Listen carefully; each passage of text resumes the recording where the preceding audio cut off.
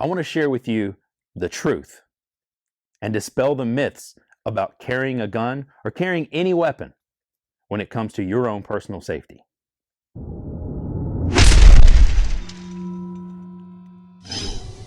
This is particularly designed for real estate agents, realtors, but it really applies to anybody across the board.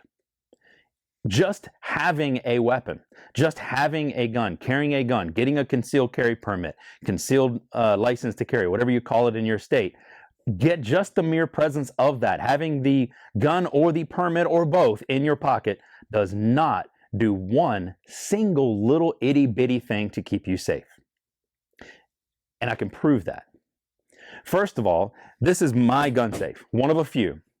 700-pound gun safe. It's got a lot of stuff inside of it. The mere presence of this safe in my house doesn't keep anybody from coming in the front door and trying to do bad things. It doesn't. It just simply doesn't. Now, a lot of guys out there, particularly the macho types, will tell you that all you need to do is get a gun and, do all this kind of stuff. What are you, some kind of pansy? Okay, well, I'm not. First off, I'm a 15-year veteran, still serving United States Army Reserve. I've been there, done that multiple times.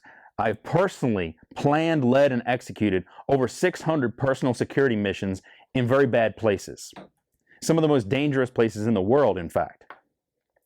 And I'm a National Rifle Association member, not just a member, I'm an endowment member. I am active in that capacity with the NRA.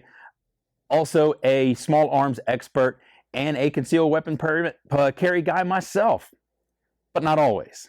And there's a reason for that, because the mere presence of a gun is not always appropriate in many situations, and it really doesn't do anything to keep myself or my family safe. There are a lot of places that legally you cannot carry. So there's a lot of things that go involved with actually carrying a weapon. But I think I can best demonstrate this by showing you the fact that this 700-pound safe that's in the basement of my house and all the contents that are in it, there are other safes, but this one's the big one. Just the mere presence of this doesn't keep anything bad from happening. So to take this discussion onto a different level and get it off of firearms and pepper spray and all those types of things, I want to demonstrate the point with something else. This is a fire extinguisher. Now, if I were to carry this outside with me and carry this around just like this, it doesn't mean that I'm less likely to be involved in, near, around, or cause a fire. Playing with matches would be a bad idea, right? That's more likely the problem than this thing. Carrying a fire extinguisher around doesn't keep you from catching on fire. Having smoke detectors in your house doesn't keep your house from catching on fire. Having a sprinkler system does not keep your building from catching on fire. It helps after the fire has started. The smoke detectors are designed to alert you of the potential and the presence of smoke or a fire. The fire extinguisher has a I'm telling you, you can be very skilled in the use of this thing. It's a very simple procedure. It's called the PASS acronym. You pull the pin, you aim at the base of the fire, you squeeze the handle, and you sweep across the base. It's really, really simple, and anybody can be trained and proficient in the use of that. But knowing how to use a fire extinguisher is not the same thing as knowing how to prevent a fire. These are two completely opposite things. So what I want you to focus in on is all of those things that occur before the bad thing happens. By the time you get to the point where it's time to draw your weapon, pull down, and go to town, a lot of bad things have happened leading up to that point. And that's really what I want to try and get you to focus in on. It's not about carrying a weapon, especially if you're not comfortable with it, especially if you're not trained in it, and especially if you haven't really thought through the consequences of what happens should you use it. Using a firearm, a deadly weapon, is a very serious thing. Once you put rounds downrange, once you send rounds out the end of that weapon, you can't pull them back. And bad things tend to happen once you do that. So if you haven't thought through that entire idea of what happens when you pull the trigger, maybe carrying a gun is not the best thing for you. Again, you have to look at my background. I am not telling anybody that you shouldn't carry a gun. I'm not. But I'm telling you, you better understand what it means to carry one, and that it doesn't actually protect you from bad things happening. It doesn't prevent anything.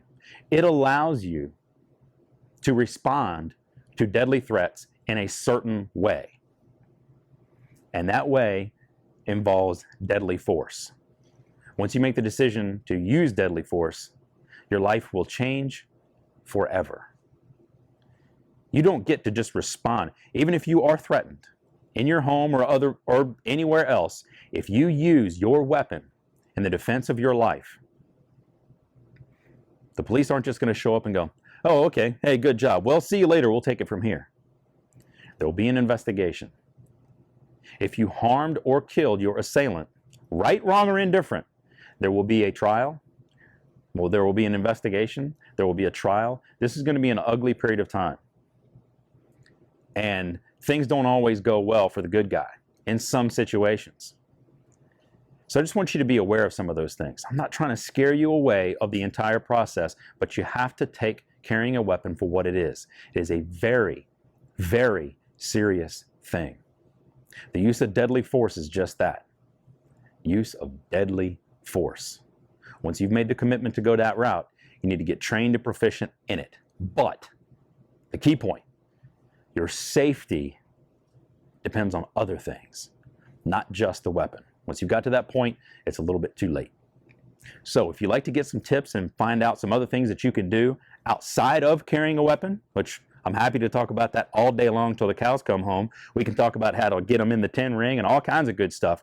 But I want you to pay attention to what you do before something bad happens. And if you want more of that, hit me up down below. Subscribe to my YouTube channel. Hit me up on Facebook. Hit me an instant message or whatever, however you feel like reaching out to me. I'd be happy to go through a couple options for you. I'd love to speak at your office, online webinar, whatever you got. I want to help you because I have the background in it. I know the real estate game because that's my game. That's my profession, my full-time profession now. It has been for the past couple of years. But I also have an extensive experience in keeping people safe, both on a face-to-face, one-on-one level and on a much larger capacity than that. But enough about me. If you're interested, let me know. Outside of that, thank you again for watching. See you next time. And you can see me right here, right? Yes. Okay, the whole thing? You can see my head clear? Yeah. Okay. But you're not really in the middle. No, I'm not in the middle. This is in the middle, right? Mm-hmm. Okay. The myth behind that is usually generated by a bunch of the macho male types out there going, oh, just get a gun, just do this, you'll be safe, just shoot the bad guy. Okay, that's not realistic.